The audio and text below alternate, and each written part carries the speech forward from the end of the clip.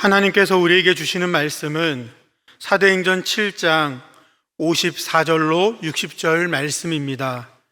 제가 보는 성경으로 신약 199쪽입니다.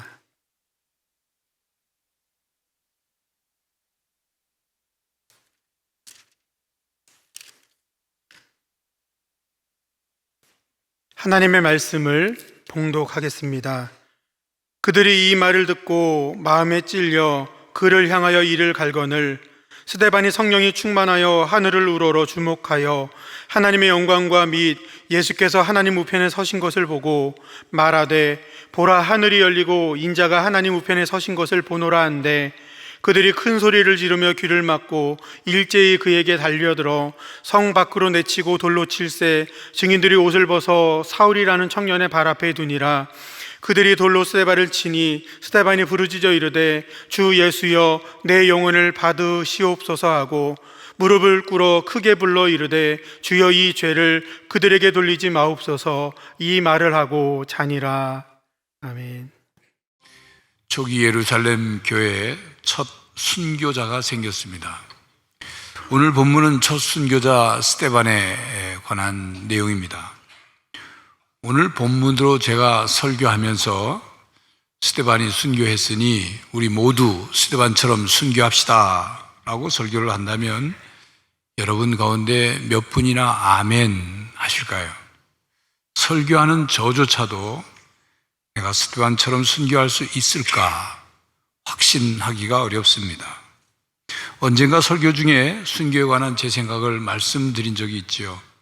저는 박혜자가 제 머리에 총구를 대고 예수를 믿을 거냐 안 믿을 거냐, 믿는다고 하면 내가 방아쇠를 당겨 너를 죽이겠다고 한다면 그렇게 순간적으로 죽는 순교는 할 수 있을 것 같다고 말씀드린 적이 있습니다.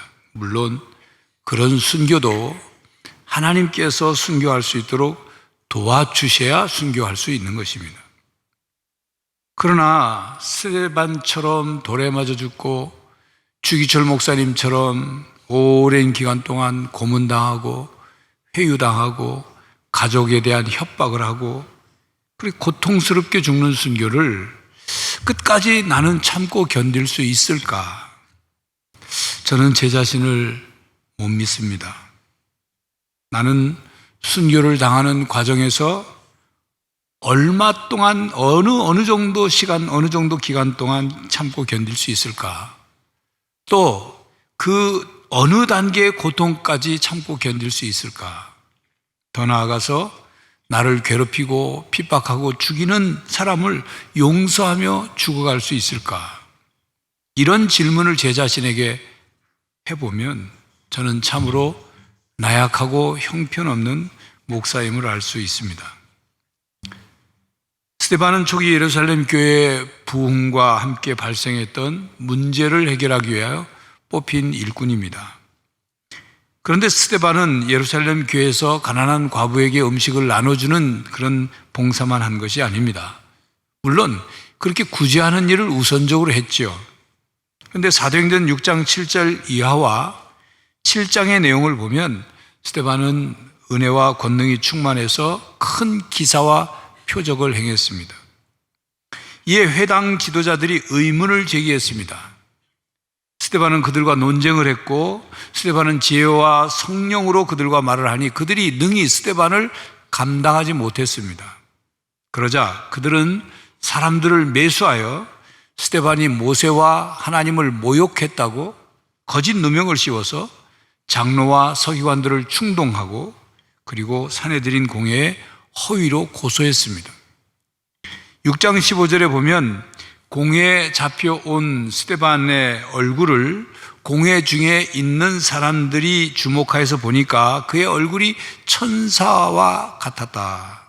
천사의 얼굴과 같았다. 이렇게 기록하고 있습니다. 억울하고 답답하고 화가 날 수 있는 상황인데 어떻게 천사의 얼굴과 같은 얼굴을 할 수 있을까요? 눈에서 퍼런 빛이 나오고 얼굴이 울그락불그락 해지는 상황 아니겠습니까?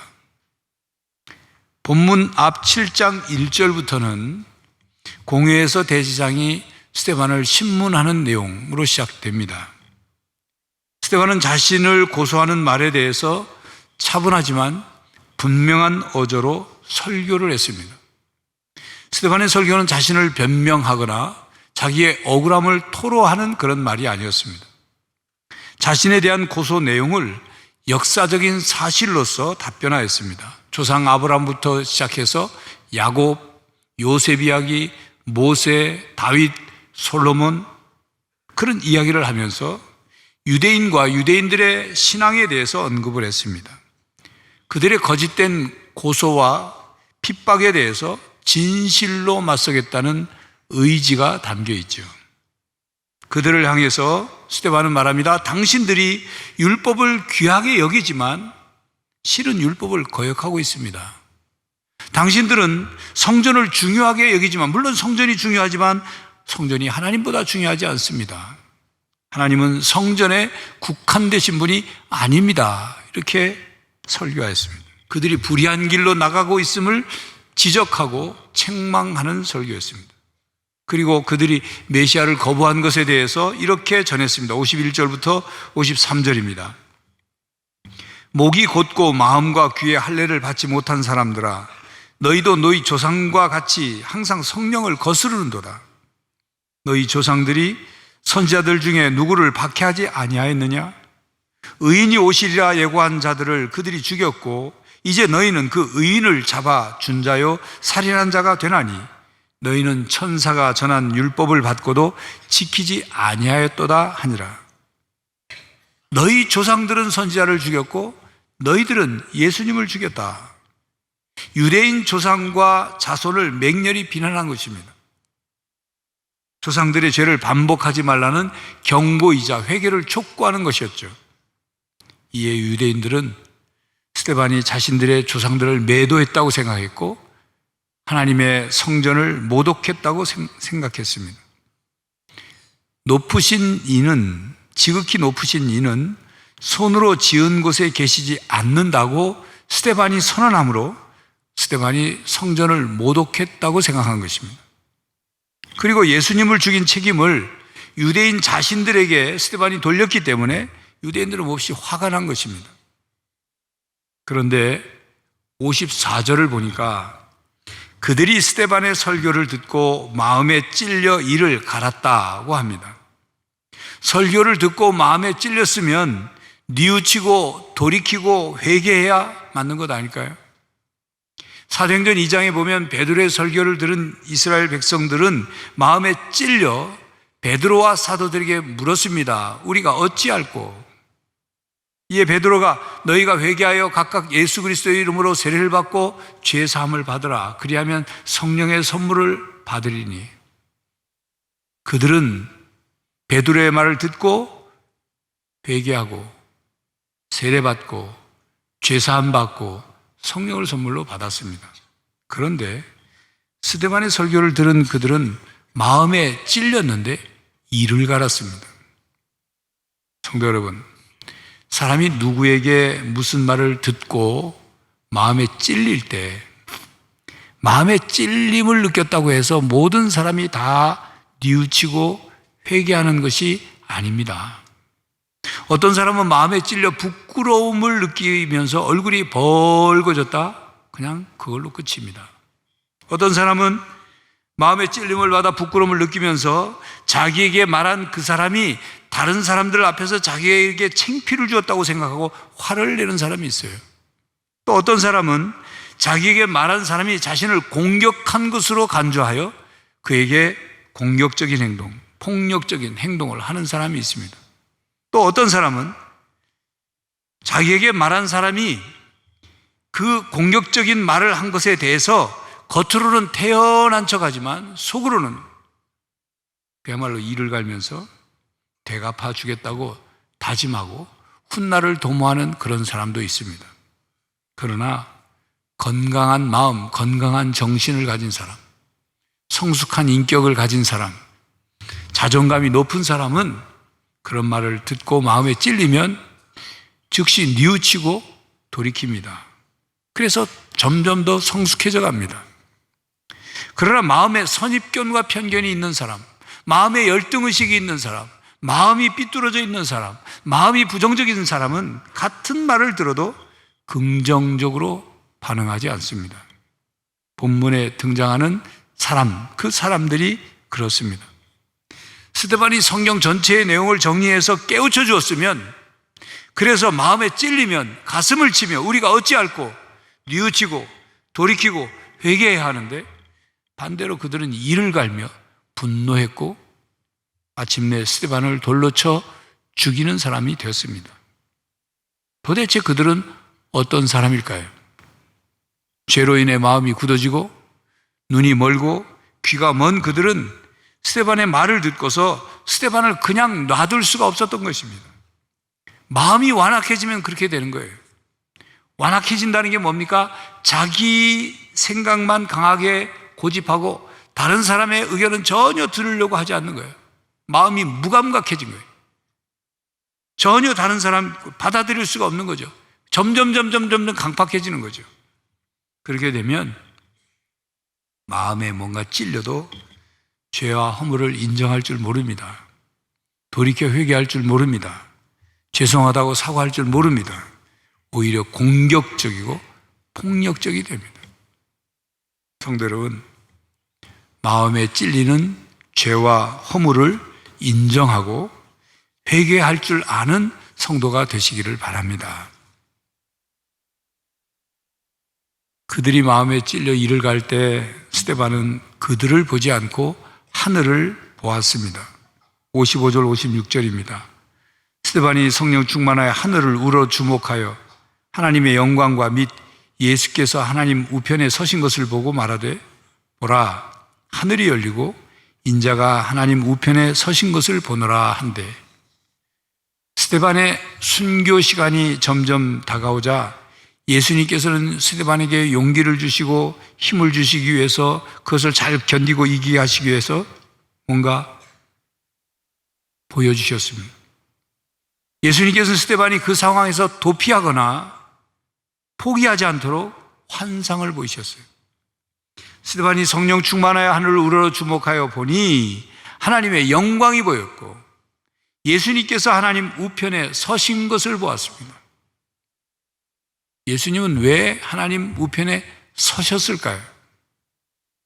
성경에 보면, 그리고 우리가 사도신경으로 고백할 때 예수님은 하늘로 승천하여서 하나님 보좌 우편에 앉아 계신다, 그렇게 성경도 말씀하고 있고 우리가 신앙 고백하지 않습니까? 마가복음 14장 62절에 보면 예수님께서도 이렇게 말씀하셨습니다. 예수께서 이르시되 내가 그니라 인자가 권능자의 우편에 앉은 것과 하늘 구름을 타고 오는 것을 너희가 보리라 하시니. 예수님이 하나님 우편에 앉아 계신다고 했는데 왜 스데반은 순교를 당하는 그 시간에 예수님이 그냥 앉아 계시지 않고 일어서 계신 것을 보았을까요? 예수님께서 첫 순교자를 그냥 앉아서 보고 계실 수가 없었던 것 아닐까요? 또 누가복음 12장 8절에 보면 예수님께서 내가 또한 너희에게 말하노니 누구든지 사람 앞에서 나를 시인하면 인자도 하나님의 사자들 앞에서 그를 시인할 것이요 하신 그 말씀이 기억나죠. 주님이 스데반을 인정하시려고, 시인하시려고. 스데반의 순교는 기독교 역사의 첫 순교입니다. 예수님을 위해 죽어가는 순교자들이 결코 홀로 죽어가는 것이 아니고 성부 하나님이 지키고 보고 계시고 예수님이 일어서서 힘을 주시며 응원하고 계신다는 것을 말씀하고 있는 것이 아닐까요? 스데반은 그 순간 부활하신 주님을 보았습니다. 그러나 그들의 눈은 부활하신 주님을 보지 못했습니다. 그들은 스데반이 하는 이 말을 듣고 분노가 폭발해서 소리를 지르면서 스데반의 말을 듣지 않기 위해서 귀를 막고 스데반에게 달려들어서 성 밖으로 그를 끌어내고 돌을 던졌습니다. 스데반의 망언을 더 이상 듣지 않겠다고 하는 행동이죠. 그들이 스데반의 말을 망언이라고 생각하는 것, 그렇게 흥분한 이유는 하나님은 한 분이시며 그 누구도 하나님과 동등한 자격으로 하나님 옆에 있을 수 없다는 그들의 확신 때문이었습니다. 그런 근거를 가지고 스데반이 예수님이 하나님 우편에 계시다 그러니까 이건 망언이다 이렇게 생각하고 흥분해서 이성을 잃은 거죠. 이성을 잃은 무리들은 스데반을 향하여 스데반을 성 밖으로 끌고 나가서 돌을 던진 것입니다. 레위기 24장 14절에 보면 율법은 망언한 자를 처형할 때 성 밖에서 하라고 말씀한 것. 그 율법을 따라 그들은 그렇게 한 거죠. 증인들은 돈에 매수된 증인들이 거짓 증언을 해놓고서 신이 나서 옷을 벗어놓고 열심을 다해서 힘을 다해서 스데반에게 돌을 던졌습니다. 스데반은 돌에 맞아 죽어가면서도 그들을 미워하지 않았습니다. 그들을 원망하지 않았습니다. 그들을 저주하지 않았습니다. 59절 60절입니다. 그들이 돌로 스데반을 치니 스데반이 부르짖어 이르되 주 예수여 내 영혼을 받으시옵소서 하고 무릎을 꿇고 크게 불러 이르되 주여 이 죄를 그들에게 돌리지 마옵소서. 이 말을 하고 자니라. 스데반은 돌에 맞아 죽어가면서도 무릎을 꿇고 주님을 향하여 기도했습니다. 두 가지를 기도했습니다. 하나, 첫째는 예수님께 자기 영혼을 받아달라고 간구했고, 둘째는 자기 죽음에 대해서 그 죄를 그들에게 돌리지 말아달라고 간구했습니다. 지금 스데반이 순교 죽어가는 그 현장에 누가 있습니까? 거기는 돈으로 사람을 매수하여 스데반을 죽이는 그 사람들, 산헤드린 공의회 회원들, 대제장과 사두개인들, 서기관과 바리새인들, 장로들이 거기에 있었고 또 그들의 돈에 매수되어 거짓 증언하는 사람들이 있었습니다.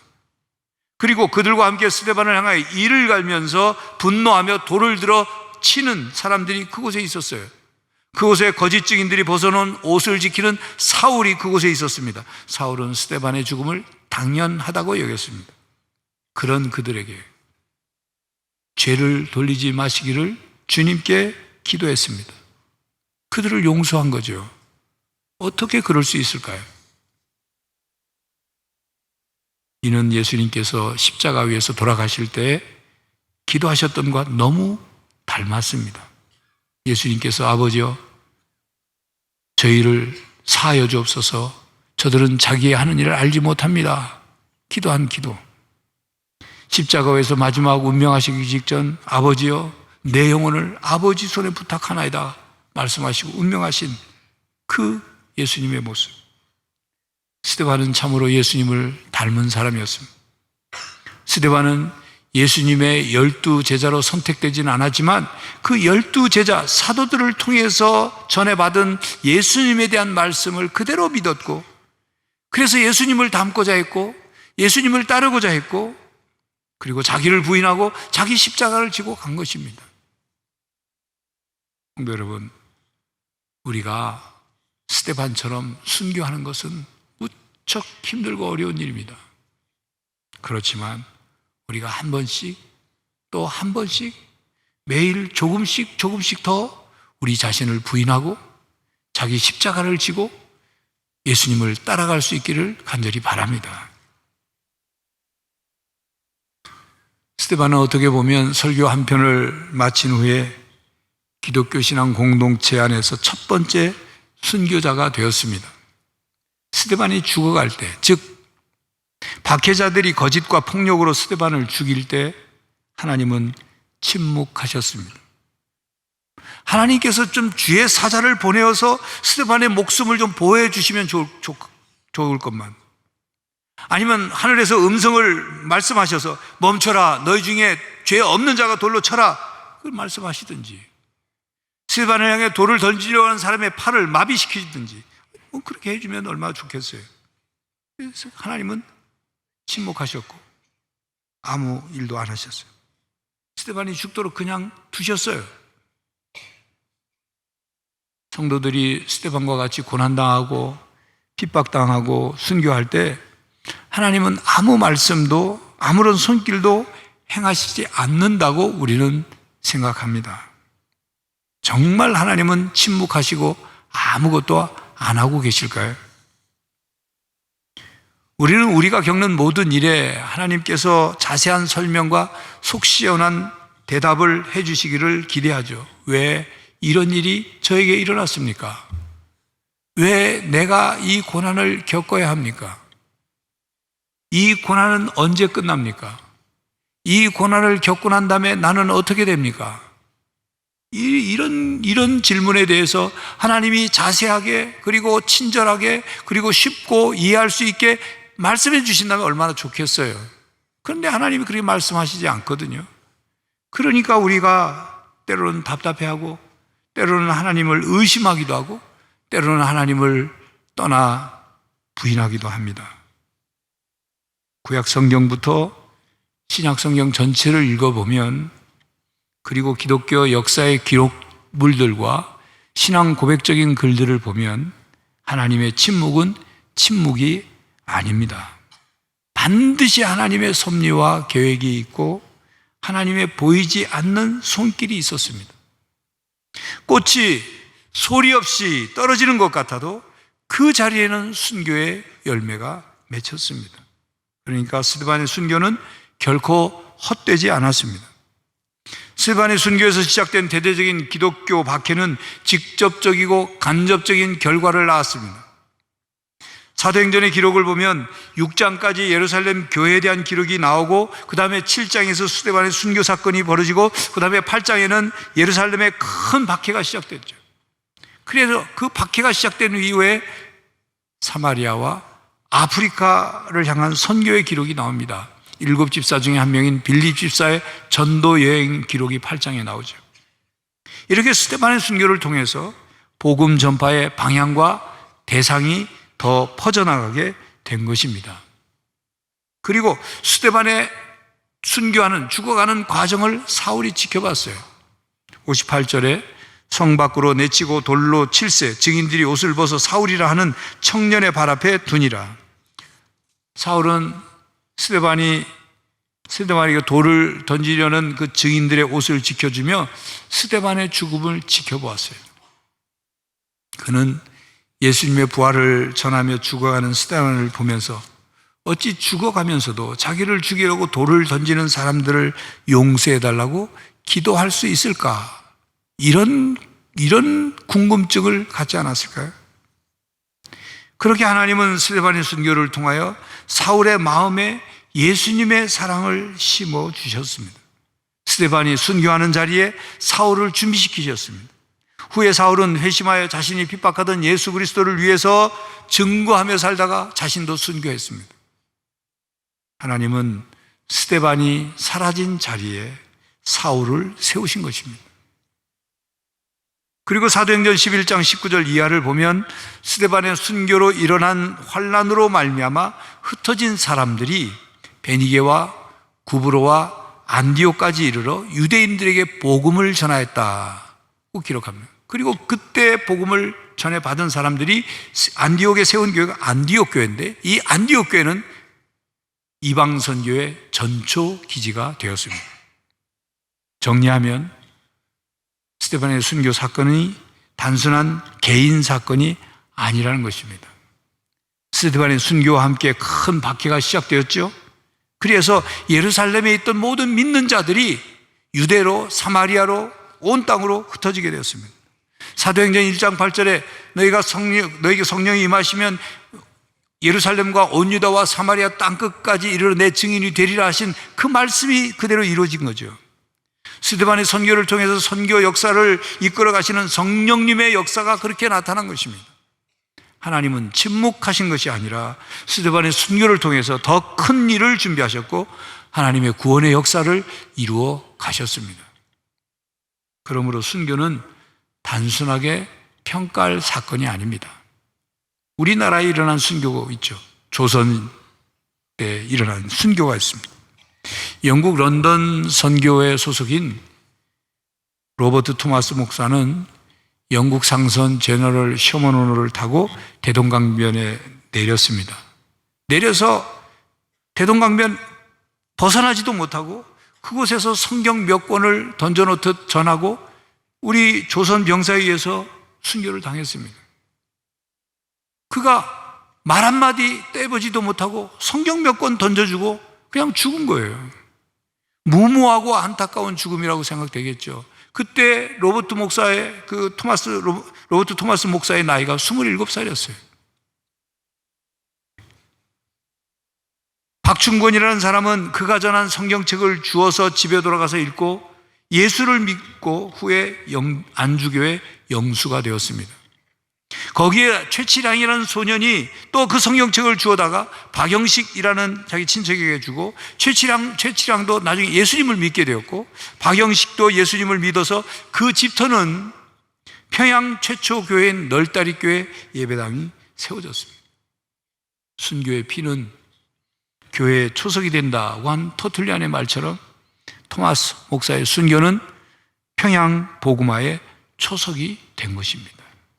이렇게 그리스도인의 순교는, 그리고 예수님 때문에 겪는 고난과 박해는 반드시 하나님의 선하신 계획과 뜻과 손길이 있습니다. 그리고 열매가 있습니다. 그리고 상급이 있습니다. 영광이 있습니다.